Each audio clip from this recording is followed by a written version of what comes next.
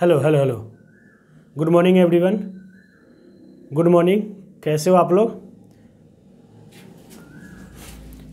मैं हुआ आपका अपना गोपाल यादव और मैं आप सभी को CLR एजुकेशन में स्वागत करता हूँ। Very very warm good morning to all of you. बहुत सुबह सुबह ही आज हम लेक्चर को रिकॉर्ड कर रहे हैं और सुबह सुबह आप लोगों से मुलाकात हो रही है। तो हम लोग यूनिट एंड डायमेंशन पढ़ रहे हैं। 3 लेक्चर हम लोग पढ़ चुके हैं, आज चौथा है और छोटे छोटे लेक्चर कर रहे हैं ताकि आप लोगों को इंटरेस्टिंग लगे और मज़े से आप लोग अच्छे से लेक्चर करें। तो हम लोग डायमेंशन निकालना सीख लिए थे। ठीक, डायमेंशन निकालना सीख लिए थे। कुछ हम लोगों ने डायमेंशन निकाला भी था। ओके, तो हम लोग लास्ट लेक्चर में बहुत सारे चीज़ों का क्वांटिटीज़ का, फिजिकल क्वांटिटीज़ का हम लोगों ने क्या किया था, डायमेंशन निकाला था। तो ये यहाँ पे हम स्टार्ट करते हैं पावर से। पावर वैसे हम लोग लास्ट लेक्चर में निकाल चुके थे, लेकिन फिर भी एक बार रिकैप कर देते हैं ताकि पावर से ही आप लोग थोड़ा सा इंटर रिलेट कर पाओगे। ठीक, तो देखिए पावर इक्वल टू क्या होता है, वर्क अपॉन टाइम। हम लोगों को वर्क का डायमेंशन पता था, क्या है, हम लोग लास्ट लेक्चर में निकाले थे M1 L2 T-2 ये था। ठीक, और अपॉन टाइम यानी कि T1। तो ये T1 ऊपर चला जाता है बेटा, मैंने लास्ट लेक्चर में बताया ही था कि T1 क्या हो जाएगा, ऊपर चला जाएगा तो उसका पावर क्या हो जाएगा, चेंज हो जाएगा साइन उसका। तो M1 L2 T-2 into T-1 ये आ जाएगा। ठीक, तो P इज इक्वल टू कितना हो जाएगा, M1 है तो M1 रहेगा, L2 है तो L2 रहेगा। चेंजेस किस में आएगा, इसमें T और T में, यानी कि -2 और -1, तो ये क्या हो जाएगा -T3। ठीक, तो ये हमारा क्या आ गया बेटा, डायमेंशन आ गया। ओके, हमने कुछ गलती कर दिया क्या? नहीं। ठीक, नहीं, सब तो सही है। हाँ, अब देखिए डेंसिटी आता है। डेंसिटी को कैसे करेंगे, तो डेंसिटी का फॉर्मूला मैंने लिख दिया है कि मास अपॉन वॉल्यूम होता है। तो हमें पता है कि मास है तो लिखाएगा M1 L0 T0, ये लिखाएगा। ठीक, MLT का फॉर्म में। ओके, अपॉन वॉल्यूम है तो वॉल्यूम के हम लोग क्या लिखते हैं, L3। तो ये L3 ऊपर चला जाएगा बेटा, तो ये क्या हो जाएगा, density equal to M1 L0 L2 L3 के ऊपर करके L-3 और T0 है तो T0 कर देते हैं, कोई दिक्कत नहीं। इसको मैंने एक साथ ले लिया, L0 और L-3 को एक साथ ले लिया, घबराओ मत, इसको लास्ट में नहीं किया ताकि कैलकुलेशन में इजी रहे। ठीक, तो ये क्या हो जाएगा, M1 L-3 और T0। ये कोयल कू कू कर रही है, कोयल से तेरी बोली कुकु कुकु कुकु कुकु। ये चैत महीना जो चल रहा है ना, और आज से तो दशहरा भी, चैती दशहरा भी चालू हो गया, तो इसमें चैत महीने में कोयल की आवाज़ सुनने को बहुत मिलता है और बहुत अच्छा लगता है यार। कोयल जब बोलती है, सामने आम के पेड़ है उस पर बैठ के कू कू किए जा रही है। ओके, तो अब हम लोग पढ़ेंगे बेटा, थोड़ा सा पढ़ लेते प्रेशर। ठीक, तो प्रेशर, आप लोग बहुत प्रेशर में रहते हो यार, इतना प्रेशर में मत रहा करो। ठीक, तो प्रेशर होता है फोर्स अपॉन एरिया। ठीक, तो फोर्स को हम लोग को पता है क्या होता है, M1 L1 और T-2, यही होता है ना बेटा, M1 L1 एंड T-2 ये होता है फोर्स का डायमेंशन, हम लोगों ने लास्ट लेक्चर में निकाल चुके हैं। और एरिया का हो जाएगा L इंटू L। ठीक, यानी कि L², और L² उधर जा कर के क्या हो जाएगा, -L² हो जाएगा ऊपर जा कर के, तो ये क्या हो जाएगा, M1 L1 तो पहले से है। ठीक, और ये वाला L² जाएगा तो L-2 हो जाएगा। ठीक, और T-2 है तो T-2 ये हो गया। ठीक, तो इसको हम लोग और आगे बढ़ा सकते हैं, तो आगे बढ़ाएंगे M1 और L1 और L-2 में कितना बचेगा, L-1 दोनों को ऐड करोगे तो क्या हो जाएगा, M1 L-1 और T-2। तो ये हमारा क्या आ गया बेटा, प्रेशर का डायमेंशन आ गया। किसका, प्रेशर का। ठीक, अच्छा देखो स्ट्रेस इसी पे बोल देते हैं, यहीं पे हम बता देते हैं स्ट्रेस। स्ट्रेस भी जो होता है बेटा फोर्स अपॉन एरिया ही होता है, फोर्स अपॉन एरिया ही होता है। हमने स्ट्रेस का और स्ट्रेन का फुल लेक्चर जो है हमने ये आप लोगों को यूट्यूब पर अपलोड हो चुका है और इलास्टिसिटी चैप्टर के नाम से किया है। सबसे पहले 11th का मैंने वही क्लास किया है इलास्टिसिटी का, और उसमें हम लोगों ने सारा ये स्ट्रेस स्ट्रेन सब कुछ पढ़ चुके हैं। ठीक, तो यहाँ पे फोर्स अपॉन एरिया है तो सेम रहेगा, फोर्स अपॉन एरिया ये भी है, फोर्स अपॉन एरिया है ये भी है, तो इसका भी तो वही हो जाएगा ना, m1 L1 T-2 upon L square, तो ये हो जाएगा m1 L1 T-2 sorry T-2 का L। अच्छा कोई बात नहीं है, कोई बात नहीं है, आगे पीछे कर दिया तो क्या हो गया, कोई बात नहीं है, यही आएगा m1 L-1 T-2। तो स्ट्रेस का भी वही आएगा बेटा, इसमें कोई दिक्कत की बात नहीं होनी चाहिए। अब बहुत ईजी है और हम लोग ऐसे ही आगे बढ़ते जाएंगे और भी क्वेश्चन करते जाएंगे। ठीक, तब तक के लिए हम इसको थोड़ा सा साफ कर देते हैं। चलो बेटा आ गए हम लोग फिर से कुछ क्वेश्चन के साथ।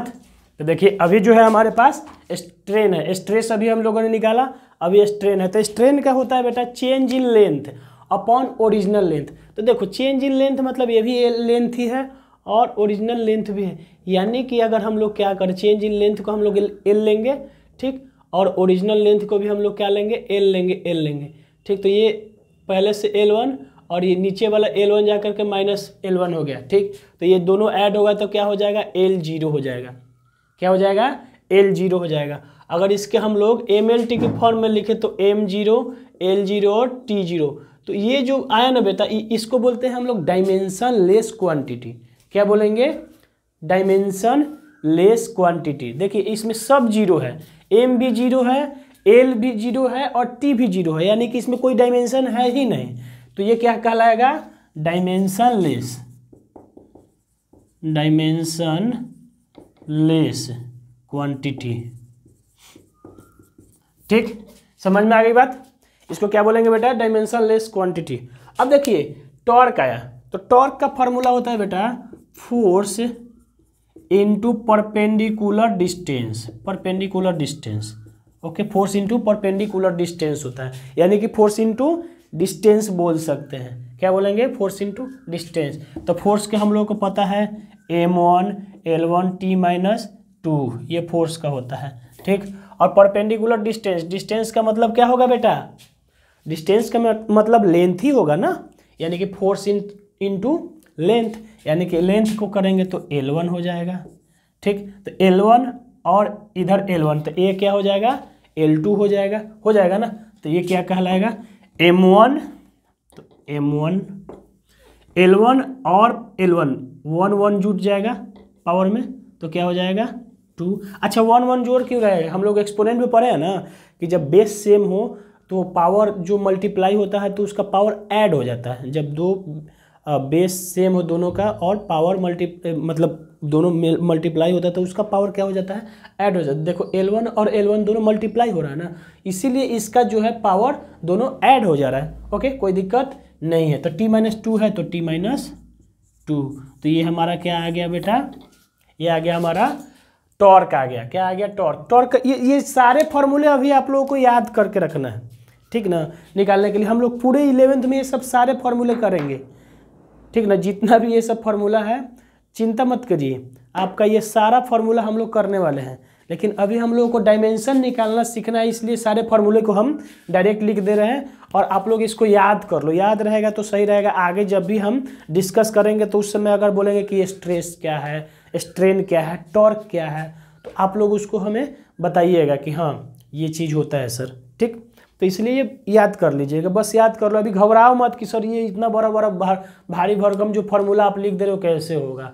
हो जाएगा बेटा, बहुत ईजी होगा, कोई ज़्यादा दिक्कत की बात नहीं है। बस केवल देखो डायमेंशन निकालने के लिए आपको फार्मूला चाहिए। ठीक, अगर फार्मूला आपके पास आ जा रहा है तो आप तो डायमेंशन निकाल ही लोगे। ओके, तो देखो इसीलिए मैं फार्मूला लिख दे रहा पहले, ताकि आप लोग इसका डायमेंशन निकालना सीख जाओ।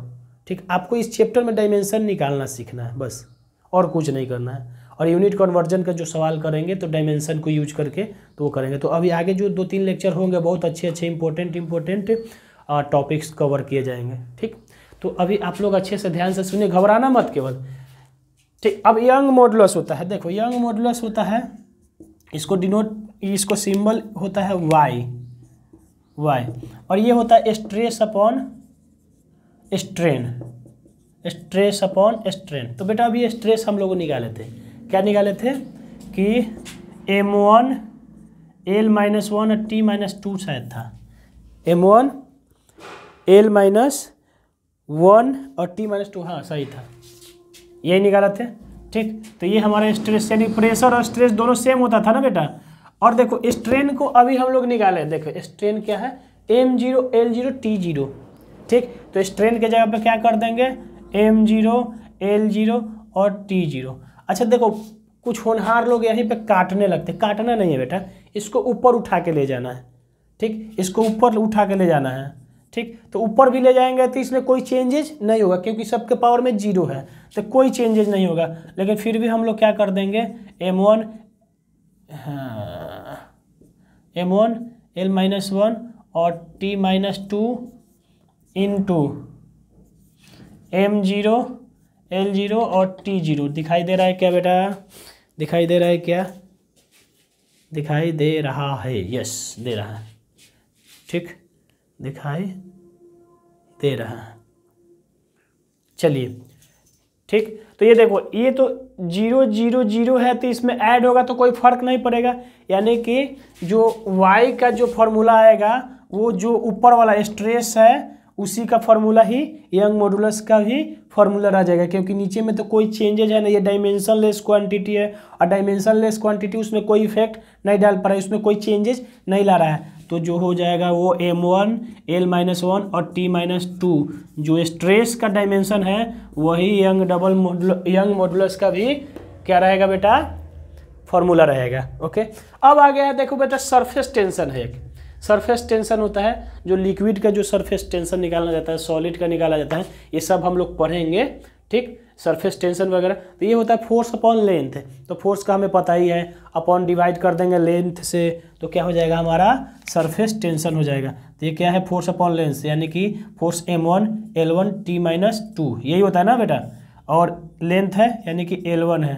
ओके ओके, तो ये ऊपर चला जाएगा, तो क्या हो जाएगा बेटा, M1 L1 T-2, और ये लेंथ वाला ऊपर जाएगा तो L-1, यानी कि देखो ये +1 और ये -1 यानी कि L क्या हो जाएगा बेटा, 0 हो जाएगा, यानी कि M1 L0 T-2 ये किसका रहेगा बेटा, सरफेस टेंशन का हमारा डायमेंशन रहेगा। किसका रहेगा, सरफेस टेंशन का। समझ में आई बात। तो ऐसे करके हम लोग सारे जो है डायमेंशन निकालते चले जा रहे हैं, और बहुत इजी तरीके से डायमेंशन हम लोग निकाल रहे हैं, इसमें कोई दिक्कत की बात नहीं है। आप लोग थोड़ा भी मत घबराना, ठीक है ना। बहुत सिंपलेस्ट वे में हम लेके जा रहे हैं, और इससे ज़्यादा सिंपल किया ही नहीं जा सकता है। केवल ध्यान से एक बार लेक्चर देखिए और कंसंट्रेट करके देखिए, बहुत ईजी लगेगा आपको, बहुत मज़ा आएगा, लगेगा अरे 11th इतना ईजी है। ठीक, सही में शुरू में इतना ही 11th इतना ही ईजी रहेगा, और बाद में जा कर के थोड़ा जब आप लोग एडजस्ट हो जाओगे 10th से 11th में, क्योंकि शुरू बच्चे क्या होते हैं ना कि 10th से आए रहते हैं, तो 10th का पढ़ाई और 11th 12 का पढ़ाई दोनों आकाश पाताल का डिफरेंस हो जाता है। ठीक ना, भले हम लोग बेस जानते हैं 9th 10th से, बट 11th 12 में आते ही वो थोड़ा सा डेप्थ में जाना पड़ता है, और यहाँ पे पढ़ाई का जो तरीका हो जाता है वो चेंज हो जाता है। तो इस तरीके में आप लोग एक बार एडजस्ट हो जाओगे, बाकी फिर तो फ्लो के साथ आप चलते चले जाओगे और अच्छा करते चले जाओगे अच्छे तरीके से। ठीक, तो अभी आप लोग एकदम प्यार से, बढ़िया से, मज़े से ये धीरे धीरे स्मूथली सीखते चले जाओ। ठीक, एक बार एडजस्ट हो जाए फिर सब चीज़ें आसान लगने लगेगी। ठीक, अब देखिए बेटा, कुछ यहाँ पे लिखा हुआ अलग अलग। अब इसका डायमेंशन हम लोग निकालते हैं। तो इसका डायमेंशन निकालने के लिए क्या करेंगे बेटा, देखिए एंगुलर डिस्प्लेसमेंट हमने 9th के लेक्चर अगर हमसे किए होंगे, तो 9th में मैंने angular displacement, angular velocity and angular acceleration वगैरह बताया है। ठीक, तो देखिए एंगुलर डिस्प्लेसमेंट का फॉर्मूला होता है कि theta equal to arc upon arc upon radius. क्या होता है बेटा? Arc upon radius. ये आप लोग पढ़े होंगे। जैसे देखो ये होता है आर्क एक बन जाता है, ठीक, और ये क्या होता है? रेडियस होता है, और ये इसका लेंथ होता है, आर्क का लेंथ होता है, और ये क्या होता है? थीटा। ठीक, तो थीटा इक्वल टू क्या होता है? Arc upon radius. ठीक, ये होता है। तो आर्क अपॉन रेडियस, तो आर्क भी तो एक तरह का लेंथ ही है बेटा। ये क्या है? एक तरह का लेंथ है। अगर थीटा छोटा कर दें तो ये क्या हो जाएगा? ये सीधा स्ट्रेट हो जाएगा। ठीक, तो ये लेंथ हो जाएगा। ओके, तो आर्क भी क्या है? लेंथ है, यानी कि L1, और रेडियस भी क्या है? लेंथ है, यानी कि L1 आ गया। यानी कि देखो L1 और L1 क्या हो गया?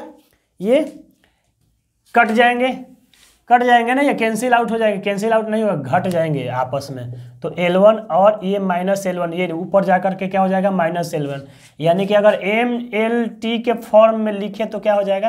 ये तो जीरो हो गया ना, 1 प्लस में है और 1 माइनस में है, तो 1 माइनस 1 इक्वल टू 0, यानी कि 0 0 0। MLT की फॉर्म में हमारा क्या आ गया? एंगुलर डिस्प्लेसमेंट क्या आ गया बेटा? M0 L0 और T0। ठीक, आ गया। कैसे आया? समझ में आ गया आप लोगों को? ठीक, कि आर्क अपॉन रेडियस होता है। आर्क भी हमारा लेंथ होता है और रेडियस भी हमारा क्या होता है बेटा? लेंथ होता है। इसलिए हमारा क्या हो गया? लेंथ अपॉन लेंथ, और ये L1 जो है ऊपर जाकर के क्या हो जाता है? माइनस L1 हो जाता है। ठीक, अब देखिए, अब ओमेगा है एंगुलर वेलोसिटी। तो एंगुलर वेलोसिटी के हम लोगों को डेफिनेशन पता है, फॉर्मूला पता है कि एंगुलर डिस्प्लेसमेंट अपॉन टाइम, यानी कि ओमेगा इज इक्वल टू क्या हो जाएगा बेटा? Theta upon T. थीटा क्या है? एंगुलर डिस्प्लेसमेंट है। तो एंगुलर डिस्प्लेसमेंट का अभी हम लोगों ने डायमेंशन निकाला है, वो क्या आया बेटा? M0 L0 T0। ओके, आ गया। और टाइम है, यानी कि डिवाइडेड बाय T1। तो ये T1 जाकर के क्या हो जाएगा? ऊपर नोमिनेटर में जाकर के क्या हो जाएगा बेटा? Minus T1। तो माइनस T1 यानी कि M0 L0 जैसे है वैसे, और T0 है T0, और ये T ऊपर जाकर के क्या हो गया? T-1 हो गया। यानी कि ये क्या हो जाएगा? M0 L0 और T-1। ये हमारा किसका डायमेंशन आ गया बेटा? एंगुलर वेलोसिटी का। एंगुलर वेलोसिटी का हमारे पास डायमेंशन आ गया। अब एंगुलर एक्सेलरेशन की बात करें तो एंगुलर एक्सेलरेशन यानी कि अल्फा। अल्फा क्या होता है बेटा? Angular velocity upon time. तो एंगुलर वेलोसिटी का भी हम लोगों ने निकाल लिया। ठीक, एंगुलर वेलोसिटी क्या है? ओमेगा। ठीक, तो अल्फा इज इक्वल टू क्या हो जाएगा? Omega upon time. इसको ओमेगा बोलते हैं बेटा, डब्लू मत पढ़ना, ओमेगा है ये। ठीक, ओमेगा है। ओके, ठीक, अब देखिए ओमेगा अपॉन टाइम आ गया। तो ओमेगा का वैल्यू हम लोगों ने निकाला है कितना? M0 L0 T-1। अच्छा देखो नीचे टाइम है तो नीचे क्या हो गया? T1 से डिवाइड हो गया। तो ये T1 ऊपर जाकर के क्या हो जाएगा? Minus T1। अब माइनस T1 और माइनस T1 होकर के क्या हो जाएगा बेटा? माइनस T1 और माइनस T1 होकर के क्या हो जाएगा? यहीं पे मैंने इसको रब कर दिया, इसको लिख दिया। ये माइनस T1 और माइनस T1 होकर के क्या हो जाएगा? -2T1। यानी कि ये क्या हो जाएगा? M0 L0 और T-2। ये हमारा क्या आ गया बेटा? डायमेंशन। अच्छा हाँ, ये बड़ी ब्रैकेट देते रहना, लास्ट में जो आंसर आ जाए ना तो इसमें बड़ी ब्रैकेट देते रहना। डायमेंशन को इसमें बॉक्स में रखा जाता है, ठीक ना। ऐसा कोई ज़रूरी नहीं है कि मतलब लेकिन मैक्सिमम जगह हम लोग रखते हैं। ठीक, तो इसको ख्याल रखिएगा, ब्रैकेट में रखे जाइएगा। ठीक, इसमें कोई दिक्कत नहीं। Angular displacement, angular velocity and angular acceleration, तीन चीज़ हो गए हमारे। ठीक, ये बहुत इजी होते हैं। ठीक, अब देखिए मोमेंट ऑफ इनर्शिया है बेटा।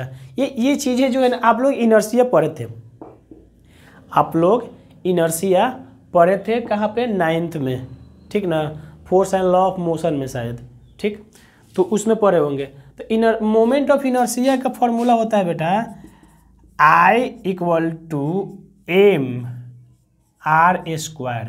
R क्या है बेटा? R जो है डिस्टेंस, समझ में आई बात? एक्सिस ऑफ रोटेशन से डिस्टेंस है। ओके, जैसे मान लीजिए कि मैं ये मार्कर को इस फिंगर पे ऐसे रोटेट करा रहा हूँ। देखो तो एक्सिस ऑफ रोटेशन ये है जहाँ पे मैं पकड़े हुए हूँ।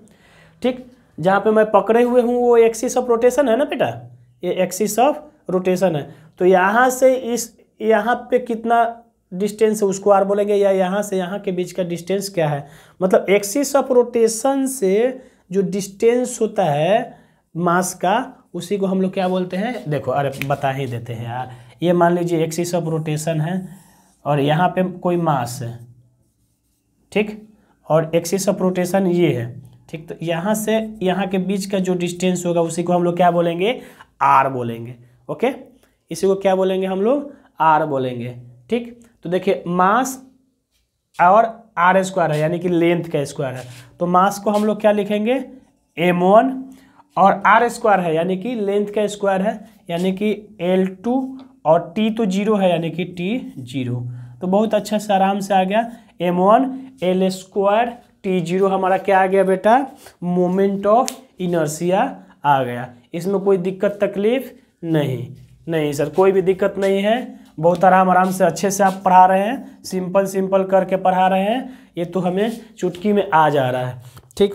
कि 11th इतना इजी होता है सर, बेकार के हमें डरा के रखते हैं लोग, जी बिल्कुल बेकार के डरा के रखते हैं। 11th बहुत इजी है, बशर्ते आपकी उसको अच्छे से प्यार से कंसिस्टेंटली पढ़िए, कंसंट्रेट करके पढ़िए और डरिए मत।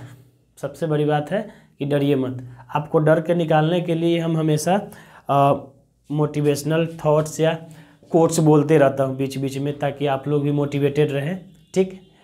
और बीच में लेक्चर में भी कुछ आप लोगों को बताते रहते हैं, मोटिवेट करते रहते हैं। तो देखो मोटिवेशन बहुत ज़रूरी होती है, आप उसको अच्छे से अगर ले रहे हो तो आपके लिए सही रहेगा। तो घबराओ मत, अब 11th का स्टार्टिंग है, इसको अच्छे से कीजिए और कंसिस्टेंटली कीजिए, कोई दिक्कत नहीं होगा। अब देखिए फ्रीक्वेंसी है, तो फ्रीक्वेंसी का क्या निकालते हैं, फ्रीक्वेंसी का फार्मूला क्या होता है बेटा, फ्रीक्वेंसी का फार्मूला होता है 1 टाइम पीरियड। क्या होता है, 1 टाइम पीरियड, ठीक। तो फ्रीक्वेंसी इक्वल टू, ये तो बहुत ईजी है, फ्रीक्वेंसी 1 टाइम पीरियड यानी कि t1, ठीक। तो ये t1 जो ऊपर जा करके क्या हो जाएगा, t-1 हो जाएगा, ठीक। तो 1 इंटू t-1, ओके, t-1 हो गया।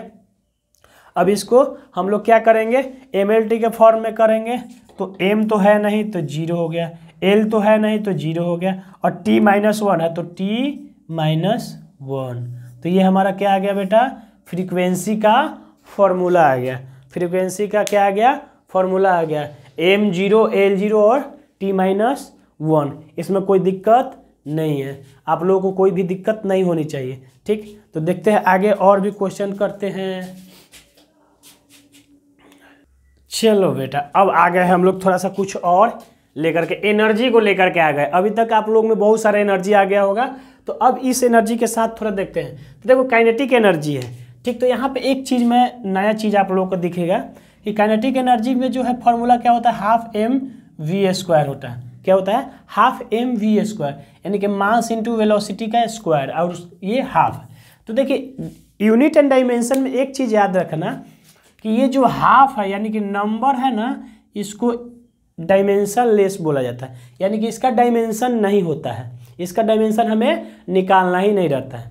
ये हो गया पाई, हो गया थीटा वगैरह हो गया, ये सब क्या होता है, डायमेंशन लेस होता है। ये आगे हम लोग पढ़ेंगे, ठीक। तो इसका हमें डायमेंशन नहीं निकालना, यानी कि कुल मिला के हमें निकालना कि इसका है mv² का। क्या निकालना है, mv² का। m क्या है, मास, यानी कि उसका क्या हो जाएगा, m1। क्या हो जाएगा बेटा, m1। और v क्या है, स्पीड है या वेलोसिटी है, तो उसका तो हम लोग पहले से निकाले हुए हैं कि ये होता है L1 और t-1, तो इसका स्क्वायर हो जाएगा, इसका क्या हो जाएगा, स्क्वायर। तो ये L2 हो जाएगा और t-2 हो जाएगा, यानी कि स्क्वायर हो जाएगा। तो m1 L2 और t-2, ये हमारा क्या आ गया बेटा, एनर्जी का। किसका है, पोटेंशियल एनर्जी का आ गया। किसका आ गया बेटा, पोटेंशियल एनर्जी का आ गया। ओके, पोटेंशियल एनर्जी का आ गया। अरे यार ये कौन चिल्ला रहा है यार। तो हम लोग काइनेटिक एनर्जी निकाल लिए बेटा। क्या आया हमारे पास, m1 L2 t-2। ओके, अब देखिए पोटेंशियल एनर्जी। तो पोटेंशियल एनर्जी का फॉर्मूला हम लोग पढ़े हुए, क्या पढ़े बेटा, U = mgh। तो m क्या है बेटा, मास है, g क्या है, acceleration due to gravity, h क्या है, हाइट। क्या है, mass, acceleration due to gravity and h height. तो मास के लिए क्या हो जाएगा बेटा, m1, ठीक, जी के लिए क्या हो जाएगा बेटा, जी के लिए हो जाएगा L1 t-2 जो हम लोग पहले निकाल चुके हैं। ठीक, ये जी एक्सेलरेशन ड्यू टू ग्रेविटी, यानी कि जो एक्सेलरेशन का निकाले थे ना वही होगा। एक्सेलरेशन हम लोग पहले निकाल चुके हैं। ठीक, वेलोसिटी अपॉन टाइम, तो वेलोसिटी का क्या आता था L1 t-1, इसको डिवाइड कर दोगे t से तो क्या हो जाएगा t-2 हो जाता था। तो क्या हो गया L1 t-2 हो गया हमारा, क्या आ गया ये एक्सेलरेशन आ गया। और हाइट है h हाइट है, यानी कि वो लेंथ है। हाइट को मैंने बोला था ना, हाइट हो ब्रीथ हो लेंथ हो ये सबको लेंथ लेंगे। ठीक, तो ये लेंथ यानी कि L1। ठीक, तो अब क्या आ जाएगा M1, तो M1 ही रहेगा। M1 क्या रहेगा, M1 ही रहेगा। ये L पहले से L1 है और यहाँ भी L1 है, यानी कि L1 और L1 यानी कि L के पावर में 2 क्या आ गया बेटा 2 और t-2। तो देखो यहाँ पे एक कमाल दिखने को मिला क्या, ये दोनों एनर्जी का जो है फॉर्मूला सेम ही है। ये दोनों एनर्जी का फॉर्मूला सेम ही है, पोटेंशियल एनर्जी का भी सेम है और काइनेटिक एनर्जी का भी सेम है। और एक और चीज़ बताऊं आपको, एनर्जी के साथ साथ वर्क का भी यही डायमेंशन होता है। वर्क हम लोग क्या लिखते हैं, वर्क का क्या होता है formula, force into displacement, force into displacement work का। ठीक, यानी कि M1 L1 t-2 यही किए थे ना, और डिस्प्लेसमेंट ठीक यानी कि L1। तो देखिए क्या हो जाएगा M1 L1 L2 ना भाई, L2 और t-2 देखिए सेम आ गया ना, सेम आ गया ना। यानी कि energy potential, kinetic energy, potential energy and work, तीनों का फॉर्मूला क्या है बेटा सेम है। तीनों का फॉर्मूला क्या है सेम है। डायमेंशन क्या है तीनों का सेम है, M1 L2 t-2, इसमें कोई दिक्कत नहीं। अब देखो फोर्स कांस्टेंट, तो कौन सा फोर्स बेटा, spring force constant. Spring force की बात हो रही है, क्या हो रही है, स्प्रिंग फोर्स की बात हो रही है। वो स्प्रिंग फोर्स कैसा होता है वो थोड़ा सा मैं आप लोगों को एक्सप्लेन कर दूं थोड़ा सा। देखिए ये है स्प्रिंग। ठीक, अगर मान लीजिए हम लोग इसको पकड़ के दोनों तरफ से साइड से खींच रहे हैं, अगर हम लोग स्प्रिंग को खींचते हैं तो स्प्रिंग भी हमें अंदर की ओर खींचता है ना बेटा। स्प्रिंग को हम बाहर की ओर अगर खींचते हैं तो स्प्रिंग हमें अंदर की ओर खींचता है। अगर हम स्प्रिंग को अंदर की तरफ पुश करते तो हमें बाहर की तरफ, भागना यार, ये मक्खी बहुत कहाँ से घुस गया भाई तू, हाँ। ये सारे डिस्टर्बिंग एलिमेंट जो है ना, मतलब इंसान तो छोड़ो, ये इंसेक्ट्स भी परेशान करते हैं यार, मतलब क्या है। ठीक, तो हम लोग इसको फोर्स से, एक्सटर्नल फोर्स से बाहर की ओर पुल कर रहे हैं। ठीक, बाहर की ओर। ठीक, तो स्प्रिंग फोर्स किधर लगेगा बेटा, अंदर की ओर। स्प्रिंग फोर्स किधर लगेगा, अंदर की ओर। क्या लगेगा, Fs। स्प्रिंग फोर्स को हमने क्या बोल दिया, Fs, और इसका वैल्यू होता है K इंटू एक्स। एक्स क्या होता है बेटा, डिस्प्लेसमेंट, कि इसमें कितना डिस्प्लेसमेंट आया, कितना खींचे तो डिस्प्लेसमेंट आया। तो यही जो Fs, F equal to KX है ना बेटा, तो ये इसको बोलते हैं, K को स्प्रिंग कांस्टेंट बोलते हैं। K को क्या बोलते हैं, स्प्रिंग कांस्टेंट। K को बोलते हैं स्प्रिंग कांस्टेंट या कोएफिशिएंट ऑफ इलास्टिसिटी बोला जाता है, नहीं स्टिफनेस कांस्टेंट भी बोला जाता है इसको, स्टिफनेस। ठीक, K को, तो यही K की वैल्यू निकालना है। ठीक, तो K का वैल्यू निकालने के लिए हमें क्या चाहिए, F इक्वल टू क्या है, KX, यानी कि K चाहिए, तो K चाहिए तो F अपॉन X, यानी कि force upon length. Force upon length, अच्छा फोर्स अपॉन लेंथ अपन निकाले थे अभी सरफेस टेंशन में शायद। ठीक, फोर्स अपॉन लेंथ, X क्या डिस्प्लेसमेंट है ना, तो फोर्स को हमें पता है M1 L1 और t-2, और अपॉन लेंथ कर देंगे तो L1। तो ये क्या आ जाएगा बेटा हमारा, ये आ जाएगा M1 और L1, ये ऊपर जाएगा तो माइनस L1 हो जाएगा, पहले से L1 यहाँ पे है तो माइनस और प्लस मिलके 0 हो जाएगा। तो L क्या हो गया बेटा 0 और t-2, यानी कि फोर्स कांस्टेंट, यानी कि ये जो K है, K का जो डायमेंशन क्या आ गया बेटा, M1 L0 t-2। इसमें कोई दुविधा, कोई दिक्कत नहीं, कोई दुविधा, कोई दिक्कत नहीं ना बेटा, नहीं। ठीक, अब देखिए ये हो गया, यहाँ तक हम लोगों ने कर लिया। ठीक, अब देखते हैं हम थोड़ा सा करंट। अच्छा, करंट को हम लोग डिनोट करते हैं किससे, A से। ठीक, किससे डिनोट करते हैं, A से। तो तो ये तो फंडामेंटल क्वांटिटी था, तो इसका तो क्या आ जाएगा m0 l0 t0 और a1। ठीक, फंडामेंटल क्वांटिटी तो जैसे है वैसे ही उसका हम लोग कर लेते हैं।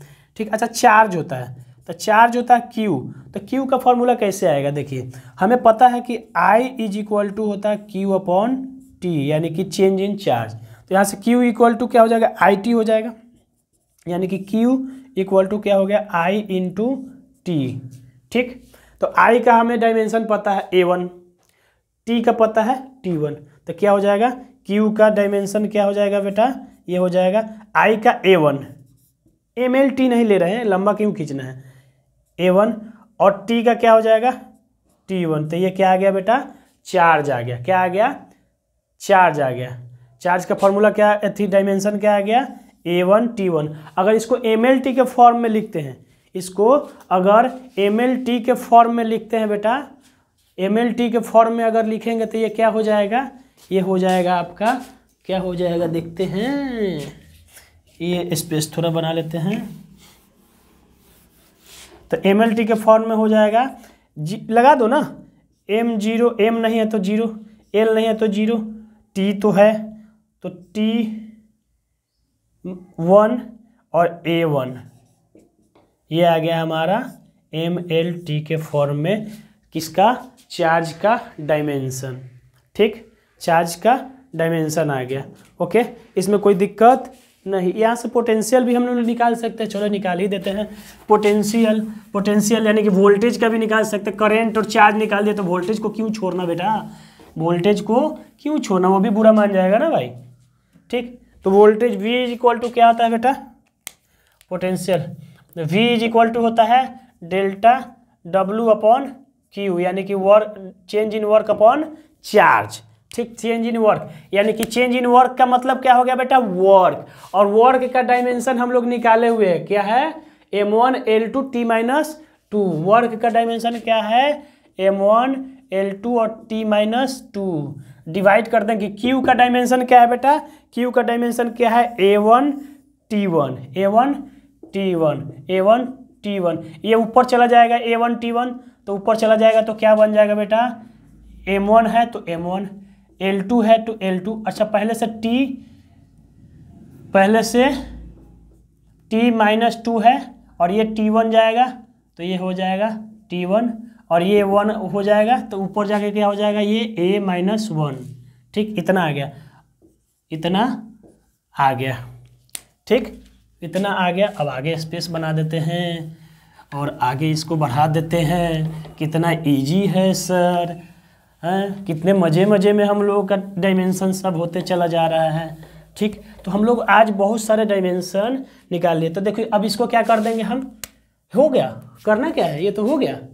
ठीक, अब देखिए M1 L2 T-2 और T-1, यानी कि T-3 और A-1, यही हमारा क्या आ गया बेटा, डायमेंशन ऑफ वोल्टेज आ गया। किसका आ गया, वोल्टेज का डायमेंशन, यानी कि पोटेंशियल डिफरेंस का डायमेंशन।